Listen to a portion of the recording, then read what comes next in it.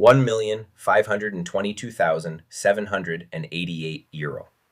That is the precise figure that allegedly left a state-funded Irish autism charity and ended up in the United Kingdom, without a single signature of approval from the Health Service executive. And the part that matters even more than the number, the H.S.E. knew something was wrong. Not last week, not last year. They knew from 2022. That is 4 years ago. And the people who were supposed to benefit from that money, adults with autism across Ireland, families already fighting a broken system for every hour of therapy and every assessment appointment, they are still waiting. There are 3 things about this story that are going to stay with you after this video ends. First, how does over €1.5 million leave a state-funded charity for a foreign jurisdiction, over 4 years, with a service agreement in place, with annual audits in place, and with a contractual obligation to spend the money only on Irish services? And nobody stops it? Second, when internal concerns were raised inside the H.S.E. in 2022, what exactly was done? And third, is this one organization, or is it a window into something much larger about how Ireland monitors the billions of euro it routes through the voluntary sector every year? Before we get into the mechanics, quick one. Drop the county or city you are watching from into the comments and tell me how much time you have right now. Are you on a short break, or are you settling in? I am always curious about where this reaches. Right, back to the money. The H.S.E. was not the one who came out and flagged this publicly. That detail matters. What brought this into the open was a session of the Oireachtas Public Accounts Committee, the body that exists specifically to scrutinize how public money is spent. It was at that committee that H.S.E. CEO Anne O'Connor confirmed, in a briefing note dated the 21st of April 2026, that a formal review had been launched into the financial, contractual, and governance records of Autism Initiatives Ireland, an organization that rebranded this year to Autism A Chara. The review was not a voluntary disclosure. It was a response to questions being asked by elected representatives. Public Accounts Committee Chair John Brady did not mince words. He described the situation as, quote, zero. He said it was, quote, one that the transfers had taken place with no approval sought or granted, and no appropriate oversight in place. Those are strong words from a committee chair. They are the words of someone who has read the documents and cannot quite reconcile what they say with how the system is supposed to work. That was the surface. Now let us look at what is underneath. Autism Initiatives Ireland is what is called a Section 39 organization. That designation matters for understanding how the money flows and who is supposed to be watching it. Section 39 organizations are voluntary and community bodies that receive H.S.E. funding under annual service arrangements to deliver health and social care services in Ireland. They are not part of the H.S.E. They operate independently. But they are contractually bound, in writing, every year to spend H.S.E. funding only on agreed services within the state, not in the United Kingdom, not in Northern Ireland, in Ireland, for Irish service users. The H.S.E.'s contractual position is clear. Anne O'Connor stated it plainly in her briefing note to the Public Accounts Committee. The H.S.E. quote 2 of any transfer of H.S.E. funded monies to UK or other external entities. The H.S.E. funds the organization quote 3. That is the rule. That is what the service arrangement says. And yet, over a 4-year period, €1,522,788 moved in the opposite direction.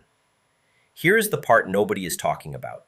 Alongside the headline transfer figure, there's a specific item buried in the documents seen by the Irish Examiner that deserves considerably more attention.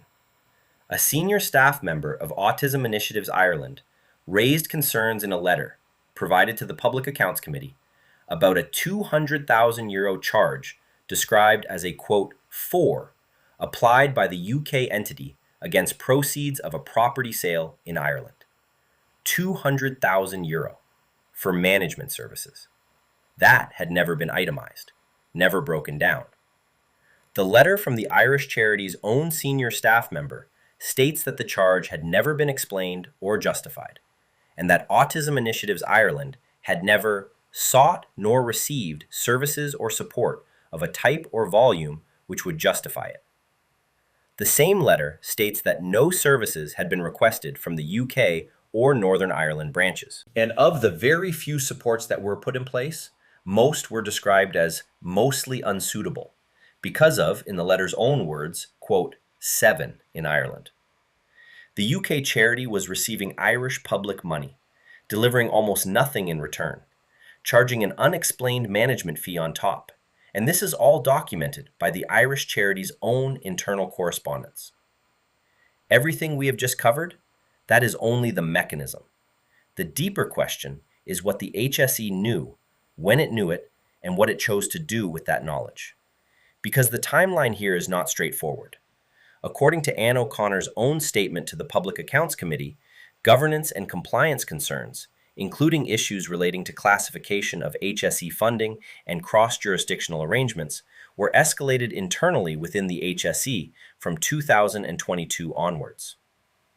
2022, that is 4 years before the formal review was announced. 4 years before the Public Accounts Committee started asking questions publicly. 4 years during which the organization continued to operate and continued to receive H.S.E. funding under annual service arrangements. External audits were in place throughout this period. Annual financial statements were submitted. Annual financial management returns were filed. The H.S.E. had a governance and oversight structure. And the CEO herself confirmed to the committee that the external audits do not extend to verifying compliance with service arrangement conditions. Read that sentence carefully. The annual audit, the mechanism Ireland uses to check that public money is being spent properly in Section 39 organizations, does not actually check whether the money is being spent according to the contract. That is not a gap that emerged from this one case. That is the design of the system. This is the foundation cracking. And it is worth asking how many other buildings are standing on it. If you have been paying attention to the figures and the mechanics in this story, and you want more of this kind of analysis in your feed, you know what to do. Now, back to the numbers. The H.S.E.'s total disability services budget for 2026 is €3.83 billion. That is an unprecedented increase, almost 20% above the previous year. The government has committed to a step change in disability services. That is the official version of the story. More money, more ambition, better outcomes. And it may well be right about all of that. But the Autism Initiatives Ireland case is a reminder that the question is not only how much money goes in. The question is what the money does after it enters the system, and whether the oversight architecture is capable of tracking it to the point of actual service delivery. The Section 39 sector is vast, hundreds of organizations, billions of euro annually. The H.S.E. relationship with each of them is governed by service arrangements that are, apparently, not fully verified by external audit. John Brady made a point of saying, in response to this specific case, that it was essential to establish that similar arrangements do not exist in any other organizations. That is a reasonable concern. It is also a significant undertaking, and it has not yet been answered. But all of that is still structural. Here is what it actually means for the family sitting across the table from the system. The As I Am Same Chance report, published in April 2026, and based on the experiences of over 1,600 autistic people and families in Ireland, found that 93% of respondents reported additional financial costs associated with being autistic or raising an autistic child. 73% identified waiting lists as the biggest single barrier to accessing supports. 29% of the children represented in the report had experienced a reduced school timetable in recent months. And one family, one specific family, received a letter for their 1-year-old child offering an assessment of need appointment in 2028. That child will be 3 years old before the state formally looks at what they need. This is the direct stake. The money that allegedly left for the UK was not an abstraction. It was drawn from a fund that exists specifically to serve people like these families. The service arrangement was not bureaucratic paperwork. It was, in principle, a guarantee that the money would reach the people who needed it. And the system that was supposed to enforce that guarantee did not do so for at least 4 years after the concerns were first raised internally. The Public Accounts Committee has called for the review to be carried out as a matter of urgency. They have called for the minister to bring clarity. They have said that this will be yet another cruel blow to families already fighting the system every day. Those are the words of the committee chair, not an opposition TD, not an advocacy group, the chair of the committee that is supposed to hold public spending to account. The formal H.S.E. review is now underway. What it will find, whether other Section 39 organizations have similar cross-jurisdictional arrangements, whether the audit framework will be reformed, whether the charity regulator becomes involved, none of that has been answered yet. The Minister for Disability has been called to provide clarity. Autism A Chara has not issued a public statement. The next sitting of the DAL will be watched carefully. Here is what this story actually is. It is not a story about one charity. It is a story about a structural audit gap that has existed quietly inside the Section 39 funding model for years. A gap where the contract says one thing, the audit does not check the contract, and the oversight mechanism can therefore not catch the divergence. The foundation was cracking long before this week. This week, someone finally looked down. Ireland spends billions annually on disability and health services delivered through voluntary organizations. That is not a bad thing. In many cases, those organizations are more flexible, more responsive, and more human than statutory services. But the public money that flows through them carries an obligation, a legal, contractual, and moral obligation, that it reaches the people it is meant for.